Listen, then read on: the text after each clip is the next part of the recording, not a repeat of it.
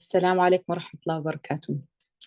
إن الحمد لله نحمده ونستعينه ونستغفره ونعوذ بالله من شرور أنفسنا ومن سيئات أعمالنا.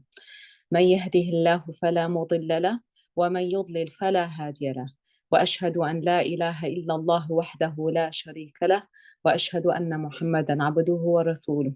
رب اشرح لي صدري ويسر لي أمري واحلل عقدة من لساني يفقهوا قولي. Today, inshallah, we're going to be doing the Tafseer of Surah Al-Qari'ah.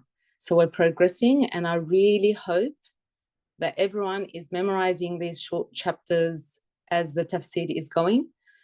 The chapters are pretty short. They're not very long. They do get longer in a couple of weeks. So as I always do, please, I encourage you all to memorize these surahs, play them over and over again during the week, and re-listen to this tafsir if needed, if required, so that the meaning will sink in, inshallah.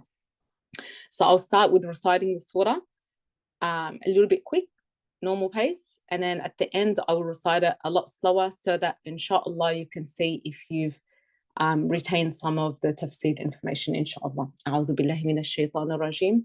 بسم الله الرحمن الرحيم. القارعة ما القارعة وما أدراك ما القارعة يوم يكون الناس كالفراش المبثوث وتكون الجبال كالعهن المنفوش فأما من ثقلت موازينه فهو في عيشة راضية وأما من خفت موازينه فأمه هاوية وما أدراك ما هي نار حامية. So this chapter is Meccan, and it's obvious that it's Meccan because of the content that it's revolving pretty much around the Day of Judgment, which was also the theme discussed prior to the Hijrah, where the majority of the disbelievers, they were the people who denied Allah in Mecca. And they denied Allah's ability to resurrect his creation. Because remember, they admitted that they believed in Allah, but many of them denied actually Allah's ability to resurrect him. And they didn't believe that Allah was actually going to judge them on the Day of Judgment. This surah only contains 11 verses, and it's the 101st chapter of the Quran. And this surah pretty much calls for the human being to make repentance as soon as possible. This is what you are supposed to feel at the end. So the surah revolves around or in other words, the Day of Judgment. And it seems that this surah has been revealed pretty much as a warning. So to warn you and I, and to warn the disbelievers, that even though we're very, very busy in worldly affairs, don't forget that the Day of Judgment is coming. And the Day of Judgment for you is when you die. So a lot of people are always worried about, when is the Day of Judgment? It's coming, it's coming. Okay, it might come in 500 years, but pretty much the Day of Judgment for you is when you die. So keep this in mind every single day. Don't become so busy that the Day of Judgment, you just, the thought of it comes to your mind occasionally, or when somebody dies. It actually should be on your mind daily. So pretty much this surah is describing a few horrific scenes, okay, of the Day of Judgment. And I'll give you a quick summary of the Day of Judgment and what comes to follow it. But for you to really have a full effect about what's happening on the Day of Judgment, I would recommend, if possible, for the next minute or two, if you could sit down, close your eyes, and allow nothing else to occupy your mind for just a minute. Okay, I'll take you a minute before I begin this tafsir. Okay, so here we go. Imagine this. Eyes are closed, you're sitting down. It's the Day of Judgment. You've crawled out of your grave.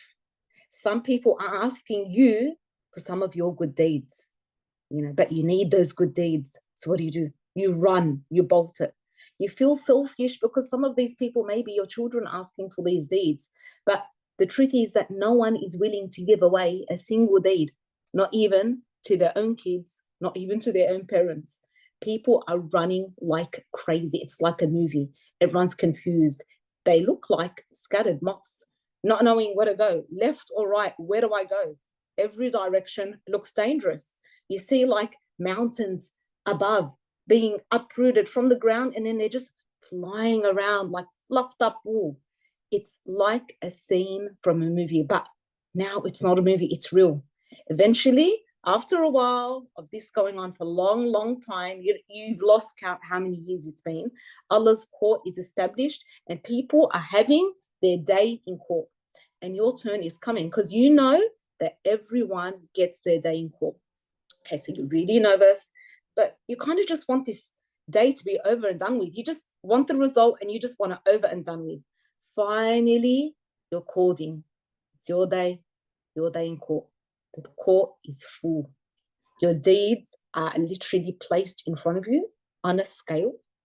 And not only the ones that you're proud of, like the Quran that you read and your charity, but the most embarrassing sins are there in front of you, and that you were hoping that no one would hear. There's also a jury, and there's also witnesses. So people that actually saw you doing these deeds are there in court.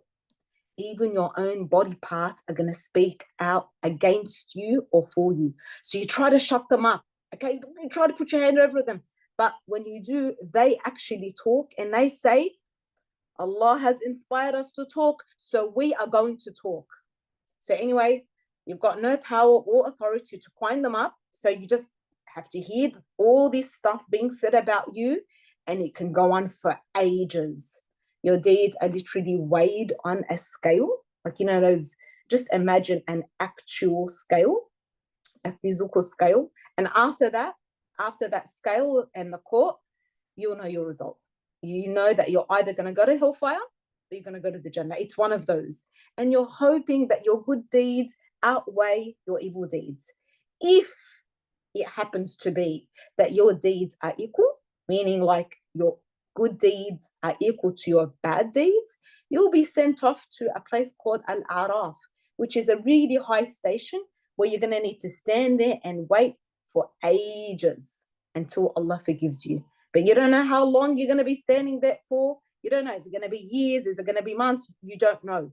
And while you're standing there, you're looking up and you turn to your right and you see the people of Jannah. And you know, you ask them for some water. And then you look to the people on your left and you see the people of hellfire being melted away. And you pray to Allah, please, please be merciful to me. Don't let me go there. And you eventually make it to your final residence, either to the hellfire or the gardens of Jannah. And that's the end of it all. That's the end. Okay. Eternity is there. Full stop. You can open your eyes now. That was, I tried to pretty much give you a little bit of a glimpse of the Day of Judgment.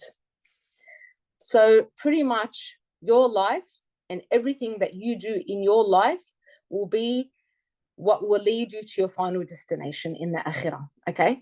And no one can blame anyone for their final exam results. You're going to have no one to blame but yourself. You cannot blame your children, your husband, your friend. You can't, okay? And in a nutshell, that was the summary of this whole, pretty much this surah. I would highly recommend everyone to read a book. I put it actually up on the screen, what I've read. It's book number 6 of the Islamic Creed series. It's a really good series and it focuses on everything, you know, from belief in Allah, all the beliefs that we need to believe in. And in particular, if you look at that number 6, it's about the Day of Judgment, and the author is Umar al-Ashqar. So I put the picture there. I actually studied this book, number 6, with Sheikh Abdul Salam in my Sharia class, and it was an in-depth studies. And he gave me a really detailed explanation of the Day of Judgment, and he gave explicit scenes of the Day of Judgment according to the Quran and Sunnah. It's very sahih. And it included in it, which I found very interesting, the Sirat and everything around the Sirat, the Qantara, what happens from the time of your death until you pretty much put your first foot in inshallah, in Jannah, Ya Rab. And we pray that we are the people of Jannah. So I would really recommend that you buy this whole series. Ideally, if you get this series, you'll understand everything. But if you want to just know more about the Day of Judgment, you could just get that book number 6. Okay, so now we're going to start, inshallah, with the Tafseer. Bismillah ar-Rahman ar-Rahim. Al-Qari'ah, the shocker, or the striking calamity. That's pretty much what it means. So the word Qari'ah means the striking one or the striking calamity. And, well and truly, the day of judgment, it's a big calamity. And on that day, people are going to be struck with fear. The word Qari'ah comes from the word Qara'a, which is when two things that hit each other really violently, and it makes a really annoying, disturbing sounds, and it scares you. So that loud noise, it takes away peace. Like, for example, if a car crash happens, like, two cars are hitting each other, they collide with each other, it can be called a Qari'ah because they make a really big bang sound that's scary, and it shocks the person that's passing. So that's what it means. So Al-Qari'ah is a terrible calamity. It's a disaster. There's going to be lots of noise there. And this day will especially be shocking for the one who disbelieved in Allah and denied the day of judgment altogether. Because for us Muslims, we're scared of it. Sometimes it's a bit in the back of our mind, but we know it's coming. Like when it comes, we are going to be shocked, but not like the shock of the atheist or the person who does not believe in Allah or believes in another religion. Their shock is going to be different to our shock because we are scared of it coming. It's coming, okay? But for the disbeliever, especially for the one that completely denies Allah, they don't think it's even coming. So when it actually does come, it's really shocking for them. So Al-Qari'ah is one of the names given to the Day of Judgment, and each name describes the Day of Judgment. So there's lots and lots of names for the Day of Judgment, and the more names that something has, the greater that thing that is being described. And that's why we've got so many names and attributes to Allah subhanahu wa ta'ala, because He's so great. And similarly, the Day of Judgment has lots and lots of names. And on the screen, I put some names of the Day of Judgment. I'll mention just a couple of them. So the word Yawm means the day. So all of them, Yawm means the day, and then Al means the. Okay. So for example, Yawm al-Qari'ah, or you can say al-Qari'ah, the day of rising or standing.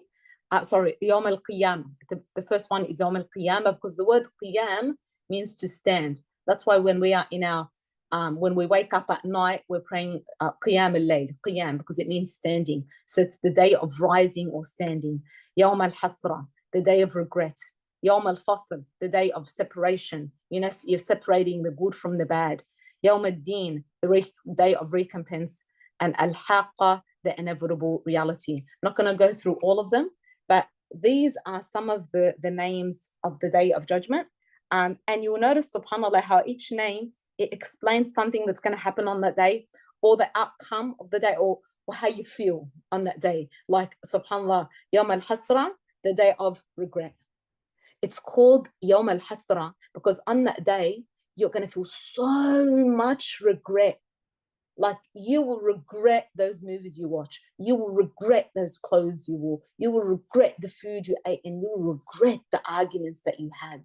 You look so much regret to the point you just really want to go back and change things, but it is too late.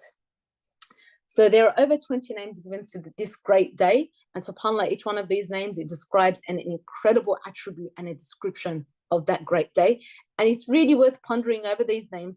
Really think about these names and the consequences of the Day of Judgment based on these names. I will send the PowerPoint slides, inshallah, on the group. And I would recommend, look at each name, close your eyes, and imagine what that means. Next verse, Mal Qari'ah. What is the striking calamity? Okay, Allah is asking you and I, what is Al-Qari'ah? Do you really know what Al-Qari'ah is? Are you ready for Al-Qari'ah? Can you handle that shock, that loud noise? Because remember, we said Qari'ah is like this loud crash, annoying noise. Are you prepared for it? It's like if someone asked, the HSC exam. What is HSC exam? Do you know what's involved in the exam? Have you studied? Are you ready for all the stress associated with that? Allah is asking us this question so that we can ask ourselves, are we really prepared for that day? وَمَا أَدْرَاكَ مَا الْقَارِعَةُ. And what will make you explain what Al-Qari'ah, or the striking calamity, really is? So this verse means, what can make you know what this day is? Like, what can make you understand what this day is all about? It's like Allah read our minds when we read the verse prior to it, which is Mal Qari'ah, what's Al Qari'ah? We're inquisitive, like, we want to know about that day. We're interested in knowing about what happens on that day. And the next few verses are actually going to explain what Al Qari'ah is, the day of judgment. And don't forget who the audience is, because when they heard the word Qari'ah, when they would use it in their day-to-day language, it didn't mean the day of judgment. What did it mean? It meant two things striking each other, colliding, and making a loud noise. So when they would hear this word, this verse, they didn't immediately know that it's referring to the day of judgment. So Allah is saying, Al-Qari'ah. Mal Qari'ah. Wa ma adraka mal Qari'ah. Do you know what this is? Didn't say, do you know what the day of judgment is? He said, do you know what this striking is? And then the next verse explains it. يَوْمَ يَكُونُ النَّاسُ كَالْفَرَاشِ الْمَبْثُوثِ. The day when people will be like scattered moths. So now Allah begins now to describe scenes of this day. So the key word here is yawm, which means the day or day. And the next word is farash, meaning moths. And the lastly, the one more word that I would like you to memorize is mabthuth, meaning scattered. So try to memorize these words if possible, yawm, farash, mabthuth, because even if you don't know the meaning of every single word, if you memorize the meaning of the key words, you'll kind of get a gist of the main idea associated with this verse. It's really important, okay? So imagine this scene. People are scattered and separated from their loved ones. No one recognizes each other or even cares about anyone, even if they recognize someone. And this panic and this chaos it's like when you see moths running around wildly. Does anyone have moths in their house, especially if you've got like a bright light? They're all bumping into each other. They're going in every crazy direction. They're not going in an orderly fashion. They're going crazy because of sometimes just the shock. Like they're looking at this bright light and they just want to get to it. And notice how Allah subhanahu wa ta'ala uses the example of moths, not birds. He didn't say birds. He said moths. Why? Think about it. Because birds, when you see birds flying in the sky, do they look like moths? Like, are they running crazy like this? No. They fly together in harmony and they follow each other in one direction. Whereas moths, they fly directionless. They do not know where to go. So the other thing to know about moths, probably maybe you don't know this, is that moths don't have a home. They are really different to other flying things like bees and or even like ants, like insects like ants, because they have a home, but moths actually don't have homes.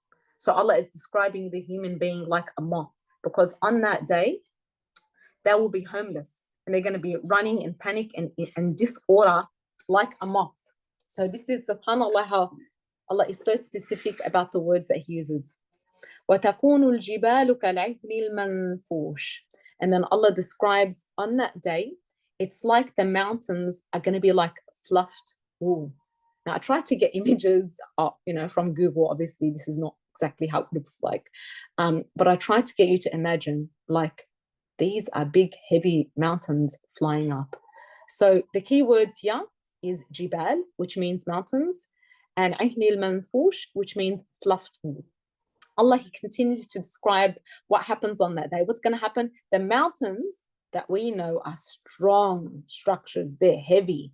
They are proven to be like pegs. They're actually scientifically proven. They hold the earth down from being, shaken up. They prevent it from shaking. However, like on that day, it's so crazy and everything is so upside down that these big, strong mountains, they're going to be as weak as wool. They're going to have no weight, and they're going to be like as light as a feather, like literally, where they're going to be floating around like a feather flies around. And the parable that Allah used here is wool. Now, why did Allah use the example of wool? Try to think about it. I want you to actually think about why Allah uses these particular examples. Because Arabs at that time, they used to deal with wool a fair bit. Okay, they used it a lot in buying and selling. They used to have animals. So they dealt with wool and they used to use it to make their clothing. So Allah chose a word that was suitable based on his audience. He didn't use words that they were not familiar with. فَأَمَّا مَنْ ثَقُلَتْ مَوَازِينُهُ. Sorry, another picture there was examples of the fluffed wool and the mountains. As for those whose scales are heavy, I've got a picture of a scale, and subhanAllah, I was really considering I would like to go on some website and try to find one of these real, like these olden day scales. Really want to put it up somewhere in my house to keep reminding myself of the actual scale. We don't know exactly how it looks like, obviously, but I'd like to see a scale where one side is heavy and one side is light, because this is the way that we've been taught how the scales are going to be looked like. So after Allah subhanahu wa ta'ala gives us 2 verses explaining how the day of judgment will look like, Allah then begins to describe what follows it, because this weighing of the scale is the next scene. What happens next? What happens after all this chaos and all this running? Finally, we're going to be attended to court. Okay, so court doesn't happen straight away. First, it's rising from the grave. There's the punishment in the grave, there's the rising, there's the chaos, the araf, and then finally you're called into court, and we have our deeds actually being weighed. So in this verse, Allah is describing the one whose good deeds will be weighed heavily on the scale. What will happen to him? The answer is in the next verse. فَهُوَ فِي عَيْشَةٍ رَاضِيَةٍ. Allah explains that this person who, may Allah allow us to all be of them, Allahumma ameen, Ya Rab, the one who has more good deeds, who has heavy on the scale of good deeds, he will be in a pleasant life. So in other words, he's going to go straight to Jannah. There will be enjoyment and a good life, an eternal life of joy, pleasure, ease, contentment. Now have all the things that they want and they need, and it's forever. وَأَمَّا مَنْ خَفَّتْ مَوَازِينُهُ. But not everyone will be like that. As for the one whose scales are light, so what exactly happens to the one whose scales of good deeds is light? There are people that are Muslims and they did say the Shahada, but unfortunately their evil deeds outweighed their good. Yes, they prayed. Yes, maybe they fasted, but maybe their good deeds was 2,000 and their evil deeds was 2 million. So their evil deeds outweighed. What happens to them? Allah answers it in the next verse. فَأُمُّهُ هَاوِيَةٌ. His home is the abyss. He will have an abyss. What is an abyss? The dictionary definition of an abyss is it's an immeasurable space that it seems to have no end. Like it's a hole that has no end. So it's pretty much a deep hole in the ground. And it's not a pleasant place to be, for sure. I can't help but be, amazed at the specific description that Allah gives, so that we can try to imagine all of this. Like, the scales, how light it is on one side or heavy on the other side, then the destination, then the abyss, it's a deep, never-ending hole, and it's so, so crazy. I just went on the internet and tried to find some pictures of what they call an abyss, a hole that's really deep. But obviously we know in the akhirah it's way more severe. Another thing that I wanted to remind you of is the word for ummuhu. It also has another meaning. It has the meaning of, because some words have many meanings, and this one it means mother. So when you think of ummuhu, you think mother, right? But subhanallah, imagine if your mother is an abyss or is the hellfire. So imagine what is going to be squeezing you, just like the squeezing and the tight hug of the mother. Imagine that tight hug is actually going to be the hellfire. وَمَا أَدْرَاكَ مَا هِيَ. Do you know what it is, really? Allah again is asking us, do you even know what this abyss is? And Allah asks this question so that we need to think about it. We really need to think, are you aware of how serious this hellfire is? Narun hamiyah. Allah explains what this fire is in the next verse. It is a raging fire. It's not a little match that you turn on and, you can put your hands through it. You know how at school they taught you how you can turn the Bunsen burner on and then you swipe your hand in and you're like, yeah, I'll put my hand through the fire. It's not like that. That's not how the hellfire of the Day of Judgment is. It's not like that. This verse only has 2 words, now and hamia. So it's good to memorize these only 2 keywords. So now, which means fire, and hamia, which means raging or something that's been heated up for so long that it's raging. Okay? The abyss, this abyss, it's not just a deep hole. It's more than just a deep hole. Yes, it's a hole that is intense in heat so much that it's raging, but the hellfire is not only a place of hot temperatures. A lot of people think that the hellfire, there's only fire. Yes, it's been given that title, but just because someone has, if you give a name to something, doesn't mean it doesn't have other attributes. Okay? This place, the hellfire, is a creature. It is a creature. It has senses.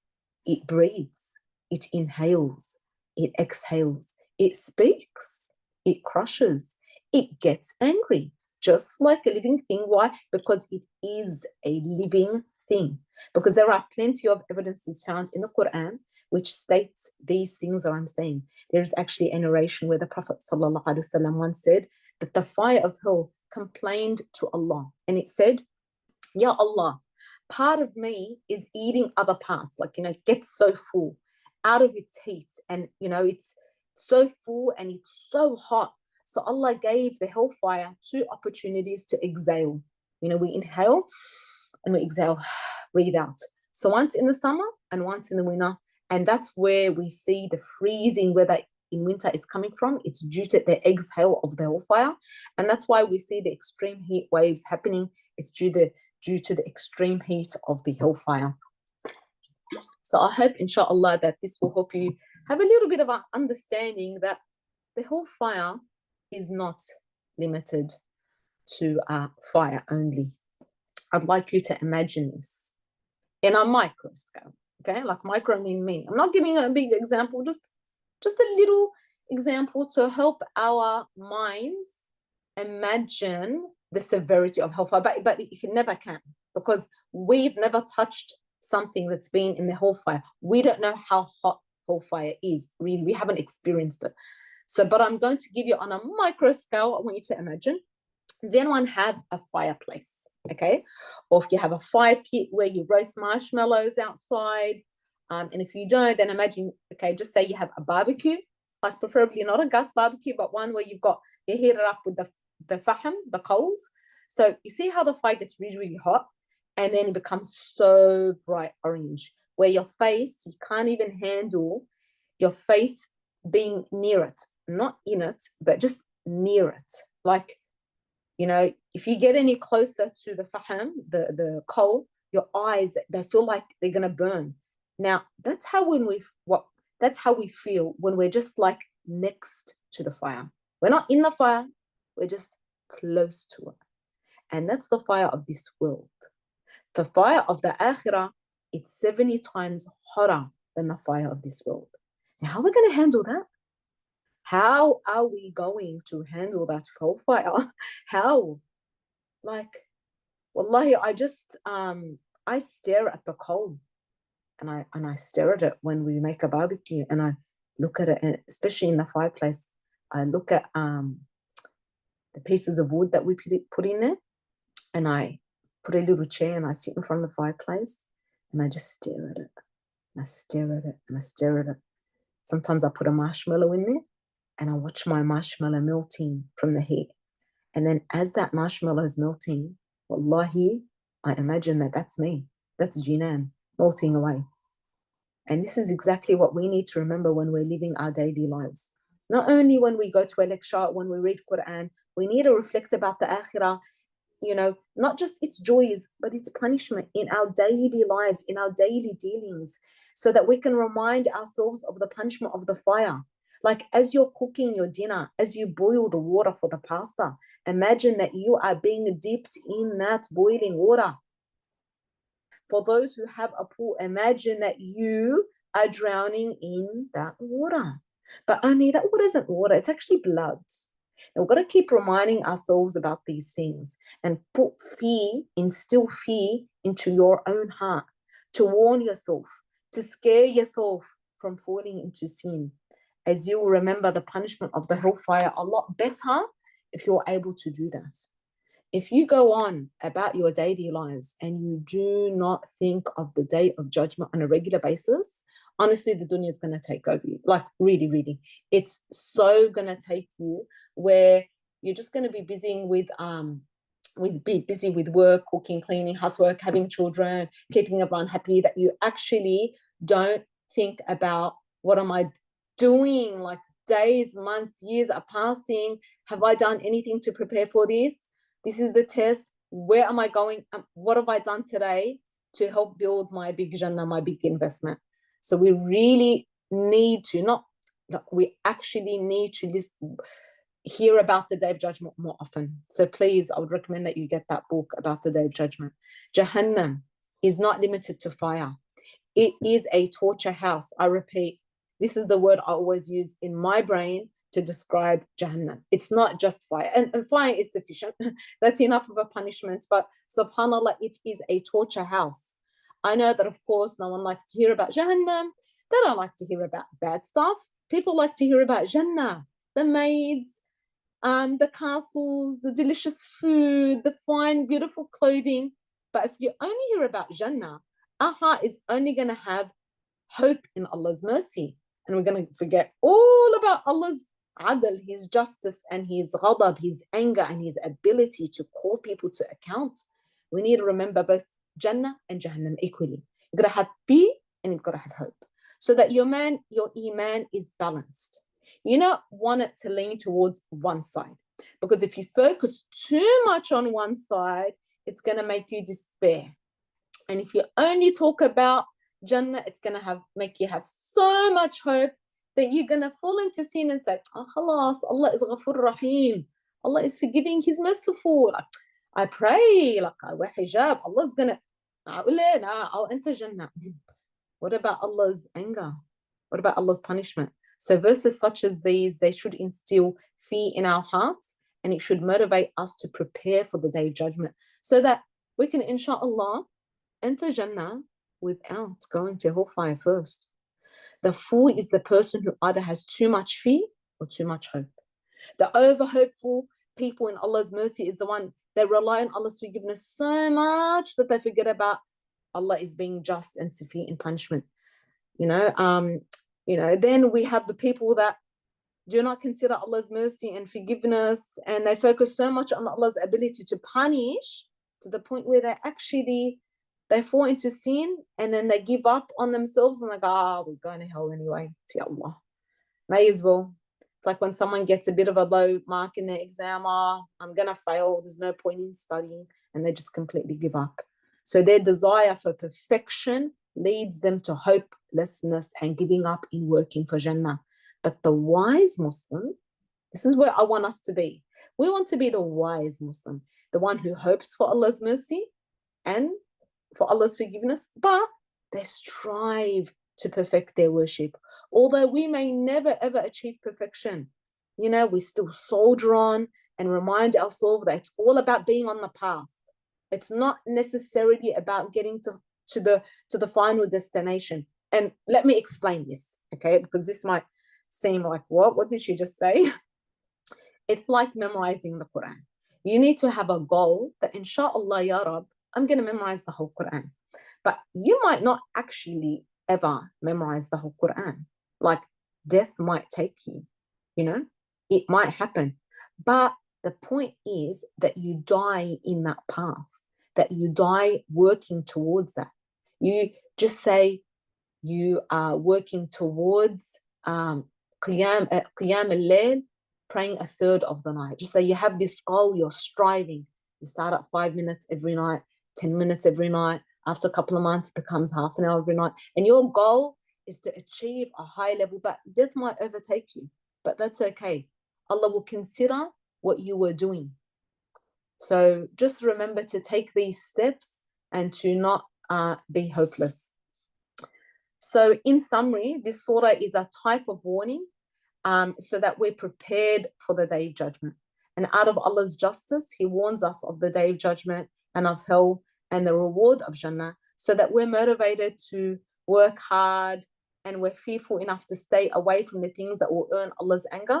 And may Allah allow us to breeze through the day of judgment, inshallah, ya Rab, so that we can enter Jannah that He's promised without having to experience the pain of hellfire prior to its entry. Allahumma ameen. That's what we want. At the end of the day, you know, we are Muslim and we believe in Allah subhanahu wa ta'ala and we pray and we know that Allah subhanahu wa ta'ala promises the Muslims Jannah. But it is not a ticket where you enter into Jannah just like that without working hard for it. We need to work hard for it. And another thing I would just like to remind everyone, please do not become lax when people around you, maybe your friends, maybe your peer workers, maybe your children or your spouse or your parents are not implementing the deen or going the extra mile. Maybe your peers at work or the people around you at school are not striving for Allah. Maybe they're just doing the basics. This should not demotivate you and allow you to stay on your same level or fall back. You should not follow them and follow the example of the Prophet sallallahu alaihi wasallam. Now that was the end of Surah Al-Qari'ah Tafseer. However, there was something that I had prepared in regards to Surah Al-Takathur that was just like a little addition. It only should, inshallah, take 5 or 10 minutes that I wanted to give last week, but we ran out of time. So inshallah, I'll just speak a little bit about it. So as you know, last week, Surah Al-Takathur was talking about the accumulation of wealth, okay, and hoarding and the result of that, and death. However, I would like to speak a little bit about wealth. And even though it can distract us, I would like you to look at the benefits of it as well. So that inshallah, because I'm just a little bit afraid that if I left you with just, this thought of, okay, acquiring wealth is completely bad. It's only bad when it distracts you. So inshallah, I'm going to talk about this. So Surah Al-Takathur, it spoke about wealth and how it can distract us from our ultimate purpose in life. And what is our ultimate purpose? It's to worship Allah. Now, in saying that, does that mean that we should divorce ourselves from acquiring wealth or even acquiring it in large sums? If the wealth that we're acquiring is more than what our needs are? Because if you sit down and you actually calculate how much wealth you need to survive, like if you add up rent, groceries, bills like amenities, car, petrol repayments, just say you get a round figure, okay? Let's just make it $1,500 a week to survive. Say you've calculated it on the dollar, how much you need to survive, 1,300, 1,500, something like that, give or take. Should we never ever work to get more than that? And would it be a sin upon us if we aim for higher than that and say, save up to buy a house or upgrade our car or strive to purchase better food? Because for you to survive, you can be eating rice and water. And if you ate rice, water, and apples and beans, for example, you would survive. So would it be a sin to strive to live a more comfortable life and to have comfort and variety, eating better food and living a more comfortable life than you do now? Is this a sin? So what we need to remember and think about is how this topic, or acquiring wealth, stands in Islam. Is it forbidden to acquire wealth? Are we prohibited from living a comfortable life? Are we prohibited from striving to earn a better quality living? Are we prohibited from saving wealth, for example? We know it's prohibited to hoard.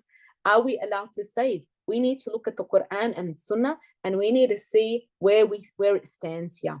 Because Surah Al-Takathur, it looked at the destructive quality of acquiring wealth and what it does to our iman. it's really not good for our man. Acquiring wealth and hoarding is not good. But is this a general rule?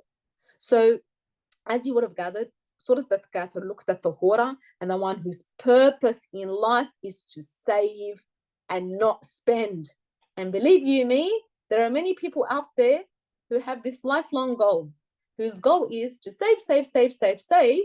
And then when they die, they want to have an account that has lots of money that they never ever used on themselves or on their family. So as we mentioned, we've got examples, however, contrary to that, Sahaba, who were known for their richness, such as Uthman ibn Affan, and he was known for his piety.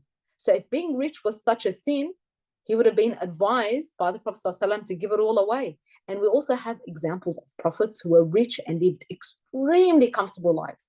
Not comfortable like we live comfortable, I mean really comfortable. Like Sulaiman alayhi salam, he had a really large house. Not large houses like what we know here in Sydney, really large. And they've got several servants. He had several servants. So let's define what is a comfort. Okay, let's give you like the dictionary, like kind of explanation of comfort. Comfort includes things that that are neither necessities of life to keep you alive, but they provide comfort and convenience to man. So they're not things that you need to live. Okay, if you did not eat butter chicken or a roast, you will still live. Like, that's the truth. If you ate rice, you will survive. But meat is actually a luxury. So their consumption makes life for man easier and more comfortable. And a man's ordinary food, clothing, and shelter are his necessities of life. But good and delicious food, good and expensive clothing sometimes, and well-furnished buildings and mansion houses, they're called comforts. They're not called necessities. If someone lived in a garage with a roof over their head, that will fulfill your needs. That actually would. If you ate rice, if you ate apples, and you had two outfits of clothing, one to wash and one to wear, you would survive. But do we see anyone doing that these days? So let's explain. So the Holy Quran commands the Muslims to enjoy the good and the beautiful things of this world in this verse. O children of Adam, attend to your adornments at every time of prayer, and eat and drink and be not excessive. Surely Allah does not like the excessive. So Allah allows us to attend to our adornments, beautification, but don't go overboard. So He allows us to have the beauty of this world and the adornments, but don't go overboard. Okay, so there are many other verses in the Quran. It talks about the good things of life, and don't forget your share. وَلَا تَنْسِ نَصِيبَكَ مِنَ الدُّنْيَا. Allah actually says in the Quran, and don't forget your portion. That's because Allah subhanahu wa ta'ala, He knows that man and woman, our desire is not only for needs, but we have wants. And Allah subhanahu wa ta'ala, He understands that we have this nature and this desire for it. Just like human being. When I say man, it also means woman, just so you know. Man has a natural desire for intimacy, okay, for sexual intercourse. This is a natural instinct in man and woman. And it's encouraged to seek lawful way of fulfilling their desire through marriage. So Allah subhanahu wa ta'ala understands that man has this desire. Not like, the people of other faiths where they say so that you can become humble, you need to become a priest or a monk, and you have to give up your desire for intimacy and marriage and children, and you have to wear these basic same clothing. No, Allah subhanahu wa ta'ala does not expect that of us.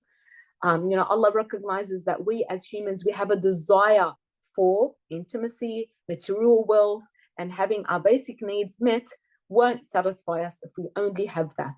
We have wants that we also actually need to be met, subhanAllah. So Allah expects of us that we're not going to be stingy with the wealth that He bestows on us, and we're recommended to spend it and to not hold on to it, and we're meant to be allowing our wealth to circulate. So we're actually supposed to be spending our wealth, and this will also generate income for others while we're meeting our needs and our wants. So spending actually makes the economy go round and strive, and saving our wealth does not make the economy go round. Okay, So we are actually in Islam recommended to show Allah subhanahu wa ta'ala's blessing on us and to not hide our blessing from the world. So this does not mean that we are to show off. No, Allah is not encouraging us to show off. No, absolutely not. But we are recommended that if Allah bestows some sort of blessing on you, that this blessing is evident on you, that you don't hide it and in front of anyone look poor when you are actually not poor. I hope that makes sense. So we have a report from Abu al-Ahwas, who reported from his father that he went to the Prophet ﷺ in dirty clothes, and the Prophet asked him, "Are you wealthy? Like, do you have money?" And replied in the affirmative, like, "Yeah." Then the Prophet ﷺ asked him, like, "What sort of wealth do you have?" And replied that, "Alhamdulillah, Allah gave him camels and goats and horses and slaves." And then the Prophet ﷺ said, "When Allah has bestowed his bounty upon you, he likes the effect of his bounty should appear on you." Meaning that if Allah has given you wealth, why are you dressed in this manner? You shouldn't be in this way. And I'm not here referring to designer brands. Please, this is not referring to extravagant, because I do believe that these designer brand things are all for show. This whole Gucci, I can't even remember their names, to be honest, because I don't get them, but they are extravagant because it's not about quality, it's just about look. They are overpriced so that people look at others and say, "Oh, they're rich." It's not about quality. It's not about getting good quality furniture or a good quality car that has a good engine and that fulfills its need. No, these brand name designer stuff, it's just so that people can look at you and say, "Wow, you are upper class," and this is not encouraged in Islam. Okay, so please do not assume that this is what I'm referring to. According to Muslim, the Prophet ﷺ said, "God himself is beautiful and he likes beauty." So this means that if Allah gave you wealth, don't hide it. Spend it. Spend it on whom? On yourself first, then spend it on your family, your household. If you can, this is really addressing the men, subhanAllah, but it can be referring to the women. If you can afford a good car, like you have the money to buy a good car, then you should be buying a good car. If you can afford a good house, then buy a good house. If you can afford good clothes, I'm not talking about designer clothes, good quality clothes, then buy good quality clothes and food. The point is that we don't buy them when we don't have the money. This is the problem. Spending above our means is not good. What we're meant to do is we're supposed to be spending according to what our means permit. So if you're able to be hospitable to your guests and put them the best that you can afford, then you should be doing that. You should be making your guests feel special. If you have the physical and the financial ability and the time to put food for your guests and clean it up, according to your culture, your urf, then do so. It's not extravagance to put your guest the best that you can afford. Contrary to that, it's actually a sign of piety and your desire to be the best. Because the Prophet ﷺ said, "The best of you are those who are best to their guest." How can you be best to your guest? So that when they come, they feel comfortable, they feel happy, they feel like that you're spending your time and your wealth on them. This is what the guest wants to feel, that you're spending your time and your wealth and your effort on them. According to Jabir ibn Abdullah al-Ansari, this is another narration, we proceeded along with the Prophet ﷺ to the battle of Zatul Ruqa. There was a man with us from whom we arranged the provision of his journey, and in return, he grazed our cattle. He wore 2 pieces of cloth which were completely torn. Seeing him in this condition, the Prophet ﷺ asked about him, like, "Hasn't he got more clothes with him?" Jabir replied that he had given him some clothes which he kept in his bag. So this man that was wearing the tall clothes had some spare clothes in his bag. And the Prophet ﷺ asked Jabir to tell him, "Go and wear those good clothes." So he took out those clothes and he put them on. And when he walked away, the Prophet ﷺ said, like, "What happened to him?" Like, meaning, like, what happened to him? Why did he wear those torn clothes when he kept the good ones with him? And subhanAllah, we see that so often where people have really good things. Like, for example, they'll have good clothes, they have good car, but they will drive around in a bon and something that's fallen apart, when they have something that's good, or they have good clothes, but they will just wear the fallen apart clothes. They have the money to buy good food for their family, but no. Only Allah knows why they do this. I actually can't understand it myself. Because if you have something, you have wealth, the most important thing is that you spend it on your family first, rather than hoarding it in a bank. So the point that I wanted to raise is the fact that we are permitted in Islam to live comfortably, and we're not sinning if we drive a good car. I'm not talking about show-off cars here. I'm talking about good quality.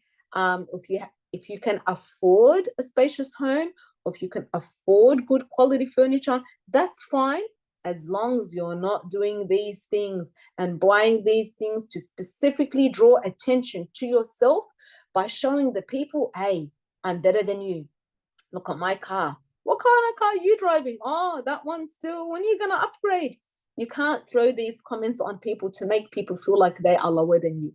So remember, your intention is very important.